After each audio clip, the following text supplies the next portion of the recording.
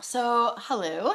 Thank you for returning and thanks for clicking on my channel. I just wanted to get into this, and I think I'm going to call this video 1 to 33 Awake because this is what happened to me. And I'll just get into the stories. A lot of people know the story and a lot of people don't. And I'm still looking for Brother Archie. I've not been able to find him, but I know a lot of churches are not allowing him to come to their churches anymore, somebody was telling me. And this person actually wouldn't put me in contact with him, which pissed me off. It's supposed to be like, Jesus died for my sins. That's all I know, that Jesus died for my sins and I have everlasting life in heaven, and this weekend I'm going to get drunk and fuck a bunch of guys and I'm going to heaven. Cool. Good luck with that.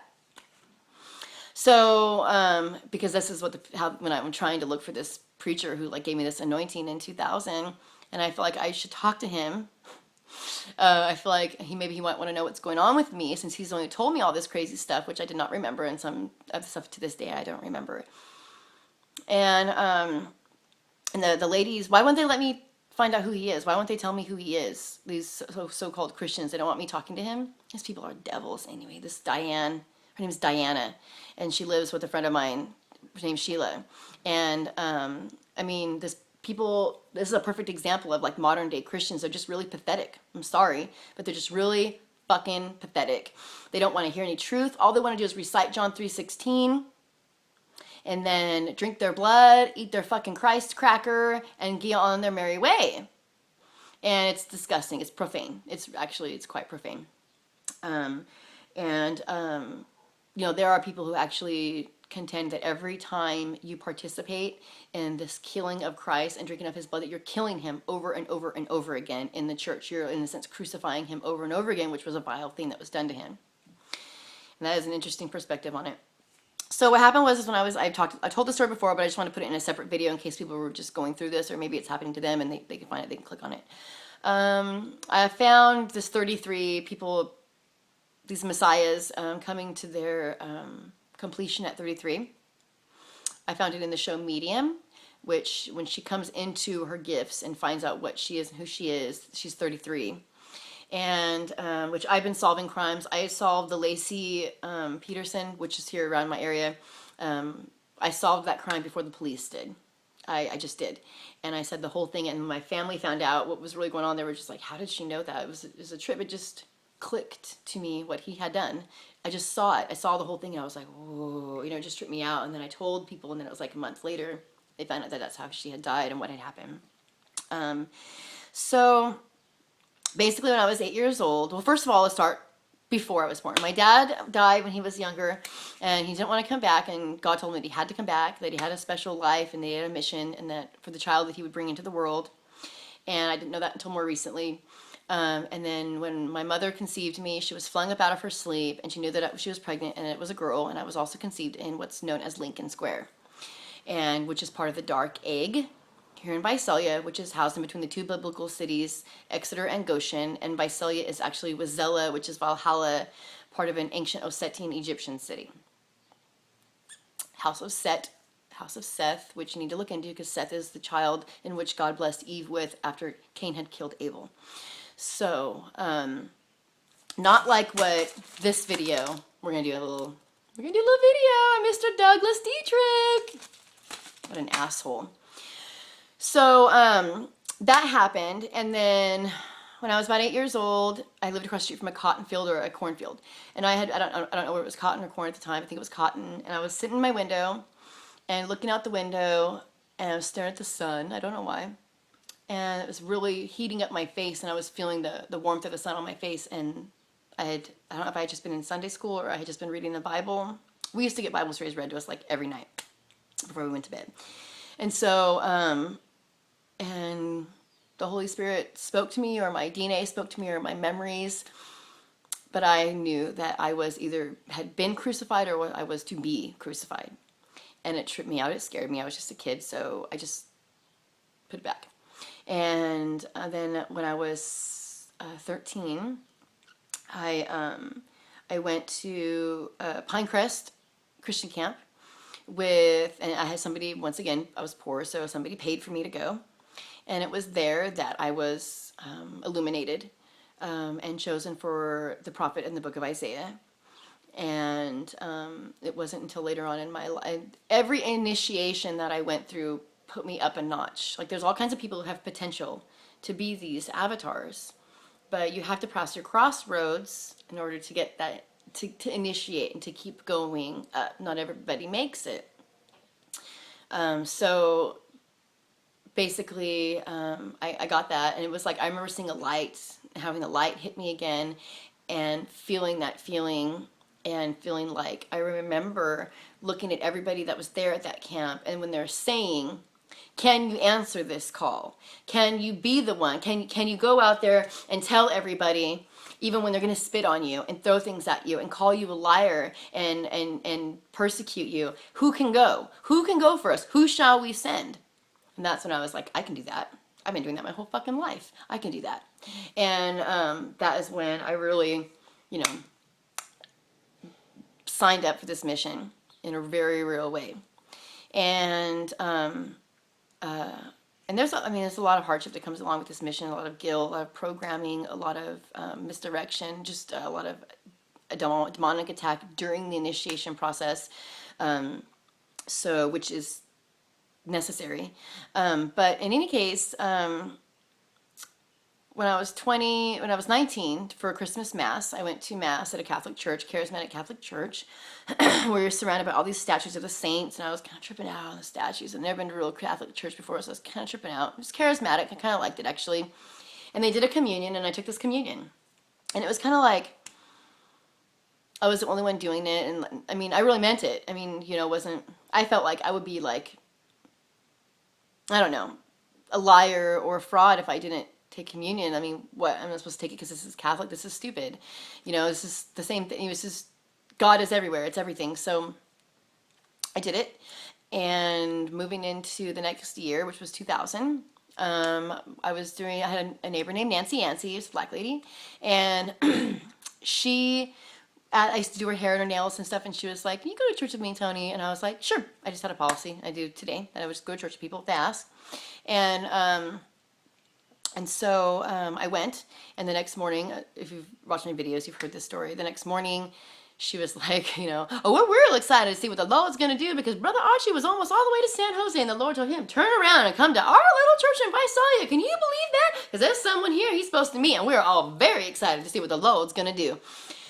I didn't think about it. I was like, man, I got the car seat. I'm kind of like regretting saying yes because it's early, and I'm getting the cars. It's just a whole process to get a baby to church and stuff like that. And of course, I was going alone because my husband at the time was an atheist. And so I'm going, and it was me who he was coming to meet. And he asked me, did I know I was divine? Did I know that I had divine destiny? Did I know who I was? And I said, yes. And he said, okay, God's going to put you on a journey. It's not going to be easy. It's going to be very hard. It's going to be very difficult. It's not going to be easy. But he's going to give you what you need to take you through. And by this time, I can't even tell you what I was thinking at that time. I was just kind of taking it all in, and I felt like tunnel hearing. Like if people say they have tunnel vision, I felt like tunnel hearing, where, you know, everything else around me sounded like echoey and weird, and what he was saying was going into my ear, and then I couldn't remember any of it. And I have a photographic memory, so the whole way home I'm like, why can't I remember anything he said to me? And I'm looking at the trees, and the trees looked like they never looked before. Everything was so beautiful. I was allergic to the world, but everything was just so beautiful. And then what happened was, of course, I got into an immediate altercation with my ex-husband because, you know, he was like, oh, you know, you're on a religious kick again, and like different things. He was really beating me down about my spirituality. And so we got into a big fight because at that point, even though I didn't remember what that man had told me, I did have a divine destiny, and I did know who I was. Underneath it all, I did know who I was. But I just always felt so lowly compared to everybody else at church. I mean, everybody else at church, they were just like prettier than I was, you know, better looking, they had better bodies, they had richer families, they had nicer cars, they had more opportunities, they had better educations. They just had, you know, they got all the solos and the musicals, they got all the main leads, they got to be on the worship team, you know, they got to do all this stuff. Where I went to church 7 days a week, and they didn't let me do anything. And so, and I went to a white church, so I was like a little half-breed fucking reject. That's just the truth, folks. That's just the truth. And so, obviously, I'm not feeling like I'm a divine person at that point, and because things in my life just had not blossomed yet. And so I went through my life, and a lot of people know this about me, but they maybe don't know. I lived with about 12 families growing up. I was never once in the foster care system, but I had many foster homes because I was like an illegitimate floating foster child. Because my mother never wanted anybody to know that there was problems in our family, and so it never went legit, or never got any real placement. And so I would just like meet people, and their families would take me in, and I would move in with them. And I lived with a lot of different families. Freemasons, former millionaires, friends of the Clintons, just so many different people that I lived with and that I stayed with, because my father was on drugs or absent or whatever, gone, and my mother was just really crazy. And I never had any supervision. I mean, I never had supervision as a child, and that's why it's amazing that I did not end up being a slut, because guys used to spend the night at my house all the time. And basically, I started to go through these paths of initiation that I did not know I was going through, but I was. And a lot of different things were going on in my life at that time. Many different things. Even as a cheerleader in high school, I mean, you think like, oh, she was a cheerleader. What does that say about me? Well, I can tell you this. I had to sneak onto the cheerleading squad to get on. I had hot pink hair, and I wore like dreadlocks. And so like before I tried out, I dyed my hair black and I put it in a pretty ponytail. And that's how I snuck onto the cheerleading squad. Otherwise, we're not going to let this bitch on the cheerleading squad, okay? And during those times, even when I was like homeless and I had no place to live, I was like showing up for cheerleading practice and stuff. And my mom, my dad, nobody. There's not one person in my family that saw one game I cheered in. And I quit cheerleading, yes, but there's only one game left in the season. So I just quit because they want us to dress or to dance and say that we're like big booty hoes and all this weird shit. And I was like, oh, man, I've been through too much to get up there and call myself a fucking whore, like a whore, you know, a hoe. And so I just went through a lot of different things. Like, for instance, when I was in high school, they chose me and a small group of other people to work on a project where I hosted a television show. And it was for Kelly Scott, which is part of this occult ritual killings, which I didn't even know I was involved with way back then. And basically, I had to choose. Did I want to be on the CD for when I was with one of the top choirs in the nation, the third top choir in the nation?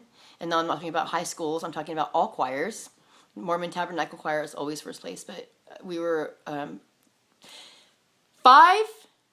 top 5 choirs in the nation.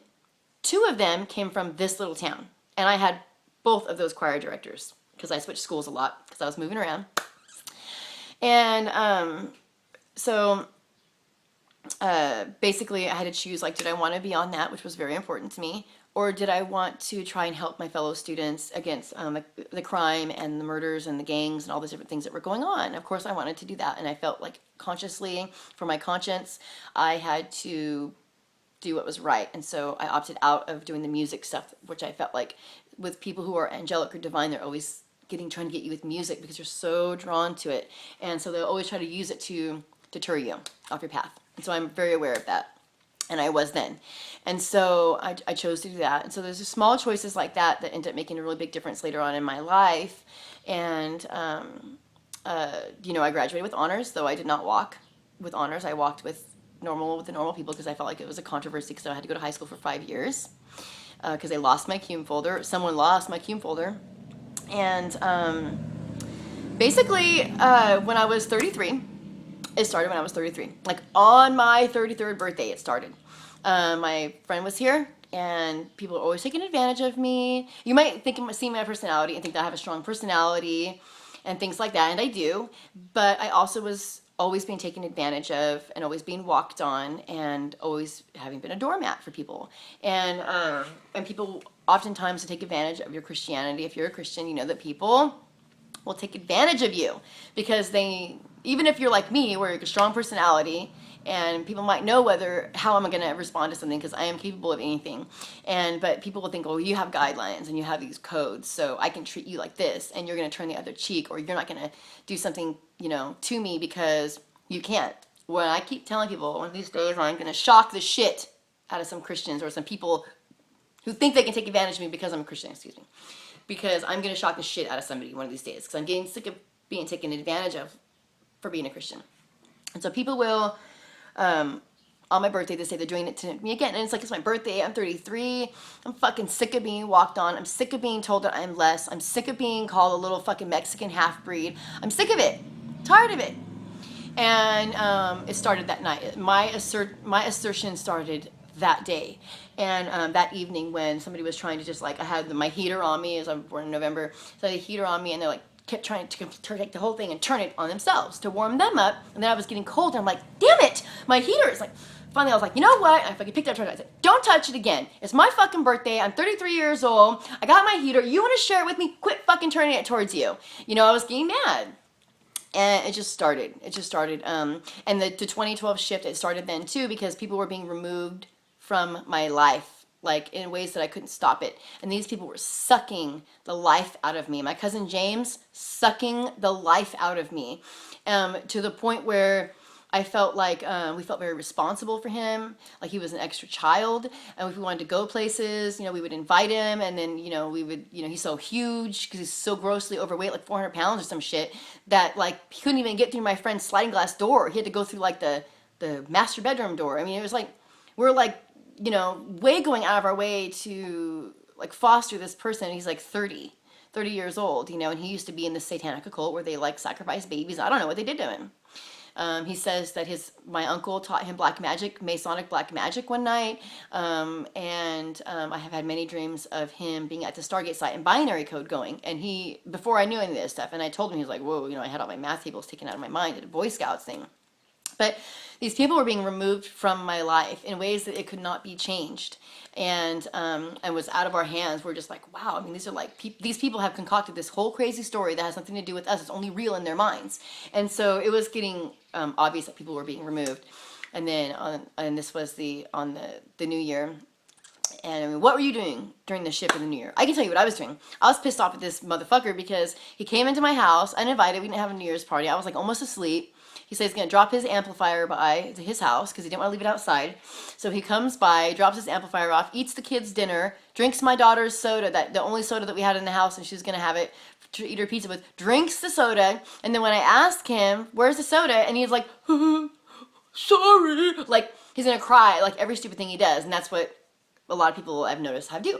They do. Like, inconsiderate people, I'm just getting off on a little tangent, inconsiderate people want to get their feelings hurt when they have repercussions from their inconsiderate nature. Like, that's what trips me out. It's like people who be totally fucking inconsiderate to you and then cry when they get told. Like, what the fuck, you know? And then they're like, oh, so why just, you know? And the thing of it was just like, on a tangent, because I know he watches my videos, on a little tangent, was that the thing is that all he gets is food stamps. He didn't have any money. So he's in the mental health system, so he doesn't have any money. And I had a dinner party, and everybody brought something, like wine or like whatever, to the dinner party. And he didn't have anything to bring, and I didn't require anything. But he said, what can I bring?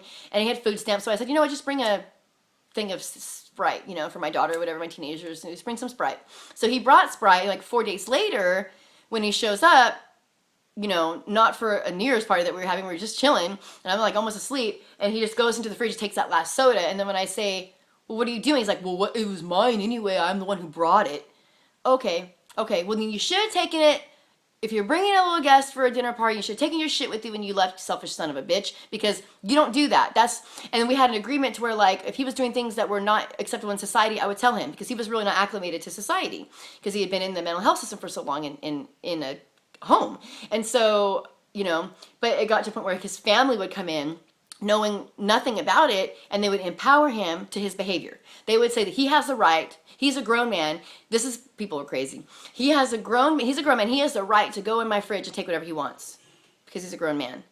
Like, must be fucking tripping, because I already have a grown man in my house, and that's my husband, and he's the only grown man that has the right to come into my fridge and take whatever the fuck he wants, and he would never go take my daughter's last soda, you know, so it was just stuff like that. And it was like fights that were so stupid that you're like, I'm not even gonna get into this. You know what I mean? Like, this is ridiculous. And then, like, this family of mine even told me that they would not talk to me unless I divorced my husband. Who does that? And these were Christians that I used to look up to. And this was what changed in my life. When I started to look around the people that I used to look up to as a Christian, when I turned 33, I started to see them for what they were. Liars, they're fucking beasts. They are beasts. All they cared about was the altercation that his father had with my husband, and then which my husband was like, oh my God, you know, my husband's very calm. He doesn't yell. If I get him to the point where he's like yelling or mad at me, I have done a very good job at that because it's very difficult to do. And I could hear everything that was going on because I was like working, and of course my, you know, giant fat huge cousin sent his dad over who's dying to do his fighting for him. And if it would have been me, I would have just said, you know, you can send James over here to get his amplifier. I don't have any business with you. He can come get his own shit. He's a grown man. Was he scared of me? He's afraid of me? Ooh, I'm so scary. And they got into this altercation, and I heard everything. And then when it was told back to me, it was not what I heard. And they were just all, the whole household is just all wrapped up in my cousin, who's like 60-something, chewing out my husband over something that he didn't even know anything about. And that's all they could come back to was like, well, you know, Dennis stepped out of line with my dad, and my dad just told him off, and he told him how it was. And I was like, oh, these people are going to fucking mark of the beast all over him. You know, I could like hear it through the phone. They're beasts. They're evil. You know, they're fucking evil. And yet these people think that they're like the holiest. It's a trip. The last shall be first, and the first shall be last. That's what I'm trying to say. I have been growing up to believe that I am lesser. I am dirty. I'm not pure because I'm, you know, part Danish and Mexican, and then I'm French and Scottish and Irish and 1,000 different kinds of fucking Native American Indians. And, you know, it was my dad that used to say that we were like hybrids, but everybody else in my family, these white people, because I'm not trying to be racist, but these people are hella white, blonde hair, blue eyes, and they really do think that they're superior than other people. And so they would treat me that way. Except for my Aunt Maggie, who, after she died and came back, has never been the same. And, but she, even her, told her daughter, her own daughter, that she would not talk to her own daughter unless she divorced her husband. And that is not anybody's business to be doing that. That's not love, first. That's not love. You don't do that. I have given people so many chances after they've done me dirty that it's like, wow, I mean, these are your kids. So this stuff was going on in my life to where I was really tripping out, like on my family, my own mother. When I would talk to my mom on the phone, I would realize that she was very satanic in her thinking. Like my brother got, and his girlfriend broke up for a short period of time. And I was really glad because, not because I wanted them to break up, but because my brother and them, they both seemed very miserable. And I guess they're back together and they're a lot happier, but they needed to refigure things. And so I was happy that, like, you know, my brother's gonna figure this out, and I felt like he was unhappy, so it was good. And all my mom wanted to know was, did he get his TV? Did he get his TV? First of all, that ain't his TV. Secondly, let's get that. It's not his television. But all she wanted to know was, did he get to take the TV? Because it's like the size of a wall. Who gives a shit? Who cares about the fucking TV? So, and then that's when I would realize, oh my God, like, who cares? This is his happiness, his livelihood. I mean, what's a TV at the end of the day, at the end of your life? And then when I would talk to her about, you know, spiritual things, I realized that she didn't really believe in the Bible, and that she had been using it just to control me my whole entire life. So I was going through all these different changes in my life and turning 33. And then when I started to realize who I was, what happened? Now I'm getting into 23, so if you've stuck around this long in this video, I'm going to start talking about some things that I've never told people about because I've been called mentally ill and all these things like that. And let's keep in mind, I run an international business. I raise teenagers. We just took kids from my husband's ex-wife, so a court of law is not awarding us children if we're crazy. On February 13th, 2013, I left at the middle of the night. My husband worked the night shift, and I had not gotten him a Valentine's Day present. We have kind of gotten away from, we don't really celebrate a lot of that stuff, and we never really have. We always say every day should be Valentine's Day, and that's how we do it. And so, but I wanted to get him something because I know he had probably gotten me something. And so I was like, I want to get him something. I'm going to go ahead and get him a canvas. And my friend Jeremy makes canvases. And so I thought I'll just jam over. It was late at night. And I was like, is there time for me to come run over and get a canvas? And he was like, yeah, sure. So I drove over, got a canvas. It was about 12 or maybe 12:30 at night because I was waiting for my husband to call me on his break. And I had been watching the show Apparitions. I had been praying and saying God's name in as many ways as I could think of it because I was just feeling this sense of oneness with everything. And I was praying and I started summoning archangels. I never tried it before, but I was told that you could. And I was feeling very in tune at that moment. So I was driving I'm pulling into, and I know I was pulling into 7-Eleven, and it's dangerous to go there at nighttime, and I was by myself. I have a little Mazda RX-8. My canvas didn't fit inside of it, so I have it like sticking out and shoved into the trunk. And it was just weird because I felt like there was danger when I don't really feel like that. And so I felt danger coming to me, and so I started praying for archangels for protection. And as I'm pulling up, and I look over, and between the two gas stations is what I can only understand to be an archangel. Didn't have wings. He didn't look very special. He had black shirt on, black pants, black shoes, brown hair, brown eyes. And he was just sitting there like this. And I swear, and what tripped me out the most is that, look, he was waiting for me to tell him what to do. That's what tripped me out the most. Is that, look, he was awaiting orders, awaiting instructions, or he was guarding me, and I didn't take my eyes off him. It wasn't like blink and it was gone. I was like watching him the whole time I'm pulling up.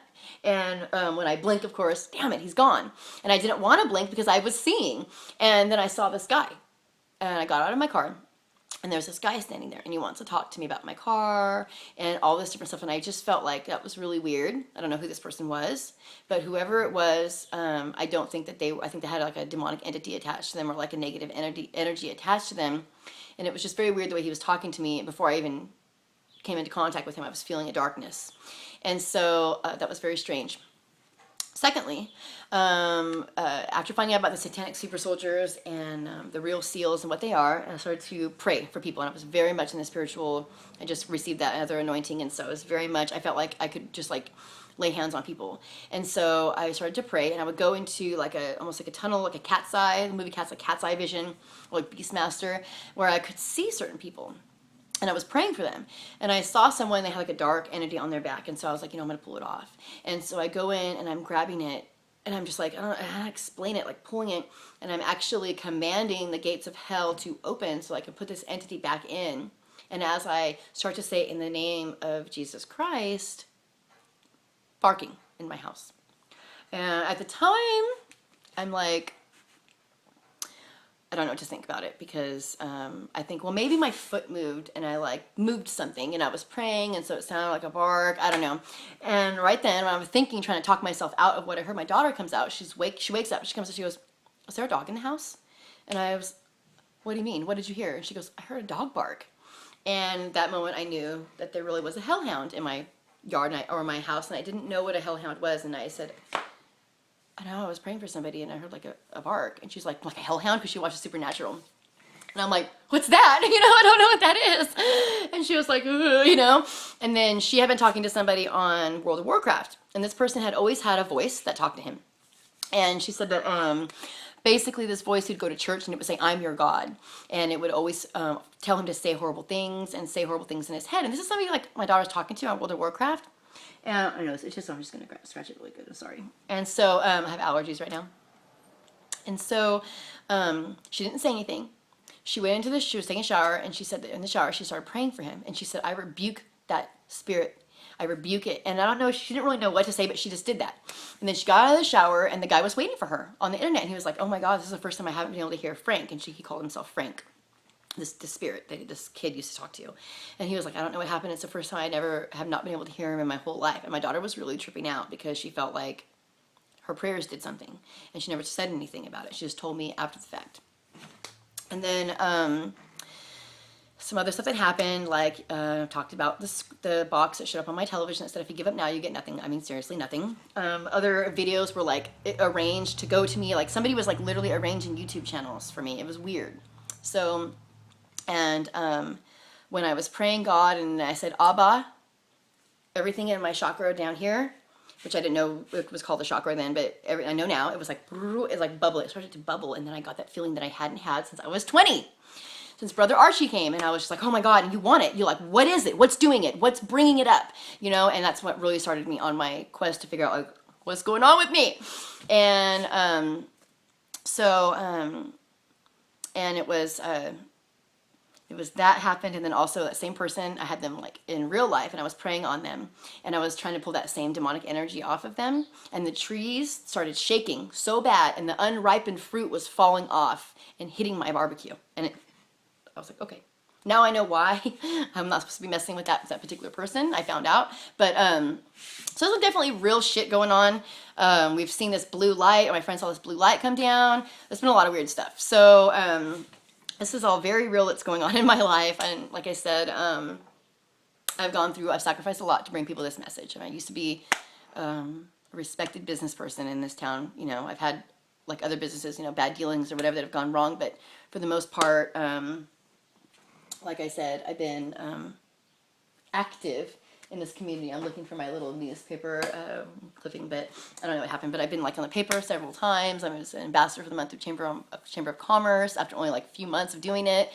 So basically forfeiting everything. I'm going to try a new church this weekend, and not because I want to go to church, but just because it's kind of named after this, and so I'm like, oh, I'm going to try it, and I'll let you guys know how it works out. But it's like the third time I've been invited, and so I was like, I'm gonna go. I have a policy that I always go, and this is my third time being invited, so I'm gonna go ahead and check it out, and then I'll let you guys know what my experience is. But I think a lot more people like me and my husband and you, if you're listening, if you're awake, need to go to church, because everybody's tuning into the same frequency. So they're going to church and they're clapping the praise, and they're all tuning into the same channel. But we're tuned in to a bigger, better, higher channel. And if you go in to these churches and you broadcast that, I'm quite sure you're going to blow them. I'm sure that you will fuck up their grid that they're doing. You'll blow their transformers, because they're plugged into a free energy real device that they're harnessing. So we are their batteries, and I'm saying fuck that. We're batteries for something else bigger. So that's my 33-year-old awakening, and I don't think I'm leaving anything out. I'm trying to think of other things that have happened to me in my life that have been weird. There's so many things. I should have written them all down, but whatever. So I mean, that's all. If I find more things, I'll try to add them on, but I hate doing the same videos about the same shit over and over again. So that's it. Much love. Thank you for tuning in. I got more videos to come. Like I said, I'm opening another business in town, so I am really, really busy. But this is more important to me. This is more important than my job to me. This is my job. So it's my divine soul contract to do this. And I will continue to do it even when I'm busy. Even if they're short videos, I'll try to get them on here. Like I said, I've been making notes. I've been taking notes on things that I want to talk to you about, because they just pop into my head, and then I write them down so I can come talk to you. So I'm gathering information for you. So thank you. Thanks for tuning in. Thank you for all your love and support. And it's been very dear to my heart. And for every one person that calls me a whore, I have like 5 of you wonderful people telling me thank you and to keep up the good work. And I really appreciate it more than my words could ever express. So thank you. I love you. It's Friday. I think it's Friday. I don't know what day it is. That's awesome. And so have a wonderful weekend. And hopefully I will do some videos for this weekend. Thanks a lot. Peace and love.